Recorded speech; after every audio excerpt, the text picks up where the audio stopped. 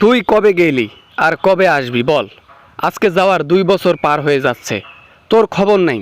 ওই হাসিনা, তোকে বলতেছি দেশে আর আসবি না? যে দেশের মানুষ আমাকে লাঞ্ছিত করেছে, যে দেশের মানুষ আমাকে বের করে দিয়েছে, যে দেশের মানুষ আমাকে অপমান করেছে, সে দেশে আমি যাব না। এখন বুঝুক মানুষ, দেশের মধ্যে সংকট শুরু হয়েছে না।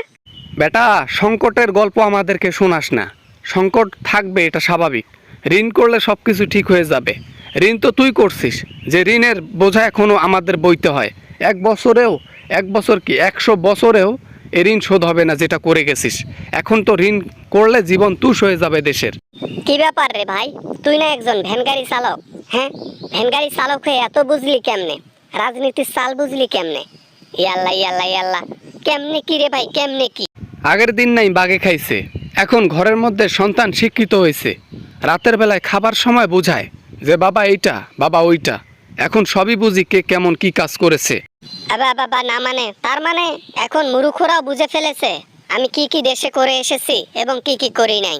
বুঝতে পেরেছি, ও দেশে আর যাওয়া আর আমার কখনোই হবে না। এদেশে আসা কেন হবে না ম্যাডাম?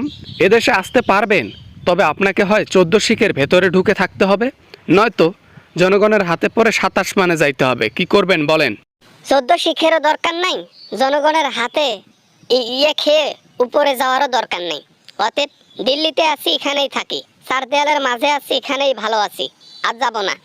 হ্যাঁ হ্যাঁ হ্যাঁ, এখন দেশটাকে তো ভাঙচুর করে রেখে চলে গেছো। হাজার হাজার মানুষের প্রাণ নিয়ে চলে গেছো। তোমার কি মনে হয় শাস্তি তোমার হবে না? একদিন শাস্তি তোমাকে ভোগ করতেই হবে। না না না, শাস্তি পাবো না। আমরা কখনো শাস্তি পাবো না। আমাদেরকে শাস্তি দেবার জন্য কোনো লোক এখনো জন্মেই নাই। আর আপনি কি ভুলভাল বলেন? হাসিনাকে ধরা কি এত সহজ? এত যদি তোর হ্যাটাম থাকে, তাহলে দেশের মধ্যে আর আধা ঘন্টা থাকলি না কেন? কেন থাকলি না? ভয়ে ভয়ে আগে আগে ভাগলি। হ্যাঁ, থেকে দেখাইতি। বাবা না, মানে আমি দেশে থাকলে তো আমার 12টা বাজাই দিত জনগণ। এজন্য দেশ ছেড়ে ভেগেছি। না না না না না, আমাকে আর ওই কথা মনে করাই দিয়েন না। কলিজা কাঁপে আমার। আরে বেটা, কলিজা তো তোর কাঁপে। যেদিন বাস্তবে জনগণের হাতে পড়বি, সেই দিন অরিজিনাল কলিজা কাকে কাঁপানো বলে সেটা বুঝতে পারবি। তবে সেদিন আর বেশি দিন নাই, অপেক্ষা কর। একদিন তোকে জনগণের হাতে পড়তেই হবে। জনগণের হাতে খেয়ে তোকে ডাইরেক্ট উপরে যাইতে হবে, মাথায় রাখিস। আছি না, একদিন তুই বুঝবি কার সাথে লেগেছিস। বাবা, ওই জন্য আমি আর দেশেই যাব না। Good bye.